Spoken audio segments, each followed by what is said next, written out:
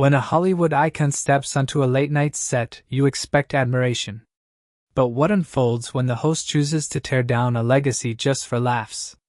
This was the moment Sylvester Stallone faced more than a casual chat. He faced a verbal showdown. At first, the evening seemed like your typical late-night segment. The lights were dimmed, the audience was buzzing, and the jazz band finished up its opening number as Jimmy Kimmel made his entrance with his trademark grin. "Tonight we've got a real treat," Jimmy said. "The man who turned mumbling into a skill, Rocky himself, Sylvester Stallone." The crowd burst into cheers as Stallone entered. Despite his age, his presence still commanded attention. Wearing a sleek black jacket over a dark maroon shirt, he waved to the crowd and sat beside Jimmy, offering a respectful smile. "Good to be here," he said in that unmistakable gravelly tone. "Glad to have you, Sly," Jimmy replied, leaning in. "I was told you'd bring some wisdom, a few barely understandable words, and maybe a protein shake." Polite laughter followed. Stallone chuckled, though his eyes narrowed just a bit. "Left the protein shake backstage," he said. "Didn't want to upstage your green juice." Jimmy smirked. "Touché. So let's talk about your new movie, another action piece, or did you finally decide to make something with an actual story?" Stallone stayed calm. "It's about redemption," he said. "A veteran facing his past. It's about real pain, not just explosions." Jimmy responded with mock awe. "Deep stuff. And here I thought it was just another chance to show off your arms." The crowd laughed quietly. Stallone didn't. "Sometimes pain needs muscle," he said firmly. "Not to show off, but to carry the weight." The mood shifted slightly. Jimmy grinned. "Wow. That's deep. Did Rambo teach you that, or was it Rocky?" Stallone leaned back. "I always thought comedy worked best when it punches up, not down." Jimmy raised his brows, caught off guard. "Just having fun," he said quickly. "Don't want to get body slammed on national TV." "No worries," Stallone replied. "I only hit when it's in the script." The tension was growing, and the audience could feel it. What started as playful banter was beginning to feel more serious. Jimmy tried to steer it back to lighter ground. "Let's go back, first Rocky film. You wrote it in 3 days, right? What happened, run out of crayons?" A ripple of discomfort moved through the crowd. Stallone paused. "I wrote it with everything I had," he said calmly. "Sleeping in a bus station. Trying to sell my dog just to eat. So no, crayons weren't exactly on my list." Silence followed. Jimmy seemed taken aback. Stallone leaned in. "Sometimes jokes break more than the ice. They break dignity. Be careful what you're breaking tonight." Now the tone was set. This wasn't going to be just laughs and stories. The crowd had come expecting jokes, but they were witnessing a fight for respect live on air. As Jimmy kept reaching for punchlines, Stallone stood his ground with calm strength. Jimmy reclined slightly, acting unfazed. "You should try stand-up, Sly. That comeback was almost understandable." Stallone didn't blink. "You should try sincerity sometime. Might surprise your audience." The crowd reacted with a sharp "ooh," tension rising again. But Jimmy, enjoying the moment, pushed further. "Let's be honest, you've made more sequels than Hollywood has original thoughts. Ever think of just letting it go?" Stallone crossed his legs steady. "I keep telling stories people still care about. Maybe that's what bothers you."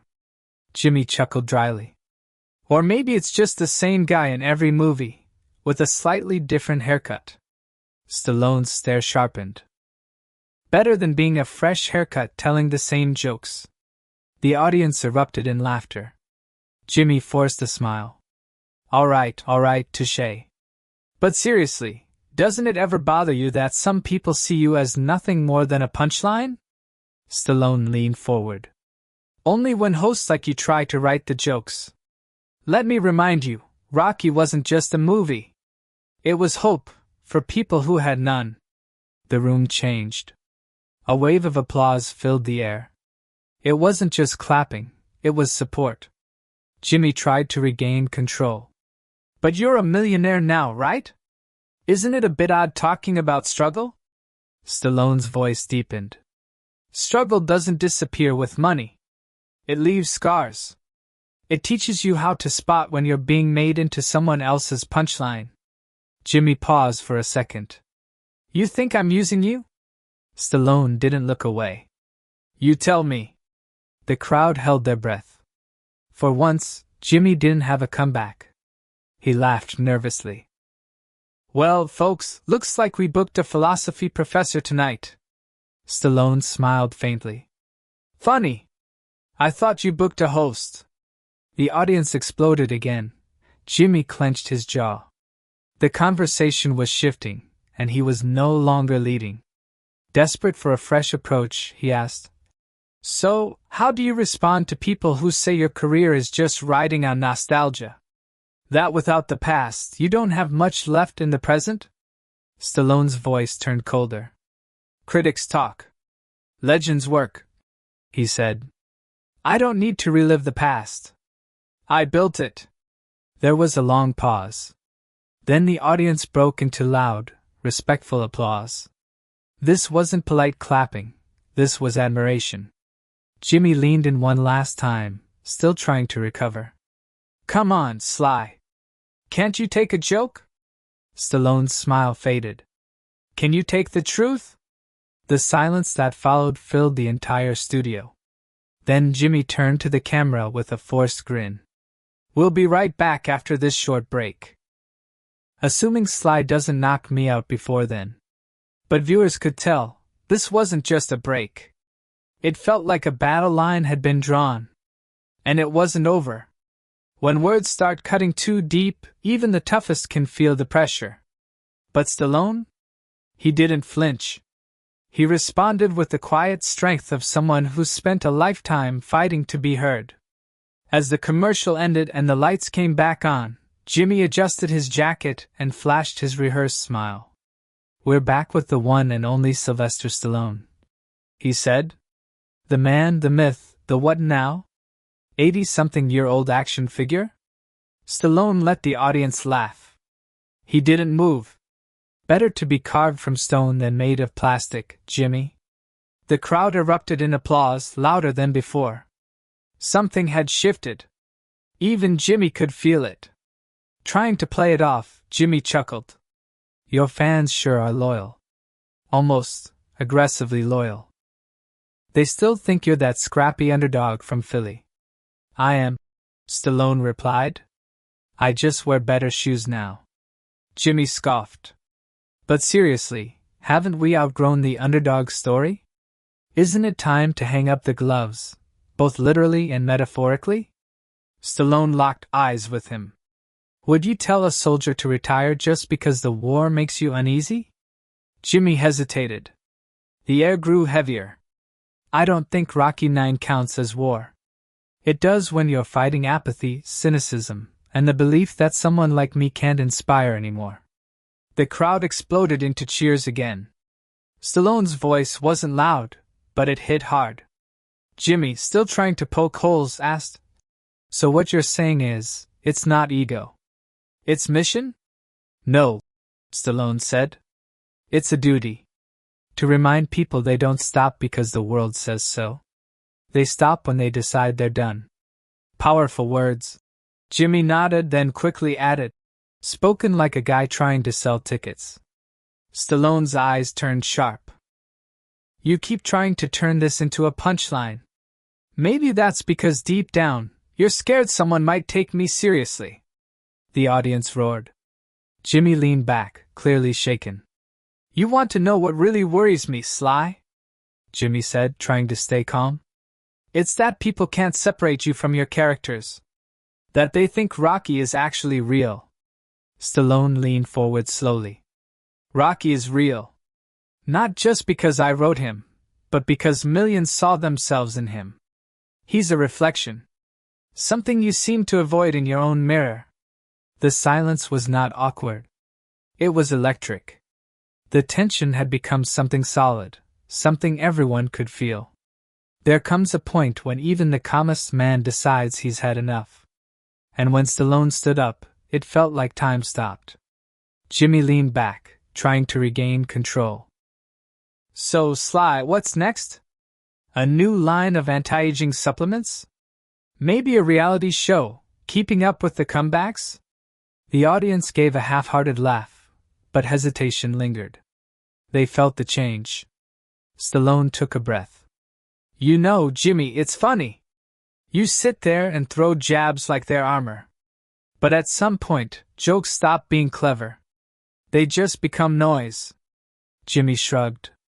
It's just TV, man. You know that. Maybe that's the real problem, Stallone said quietly.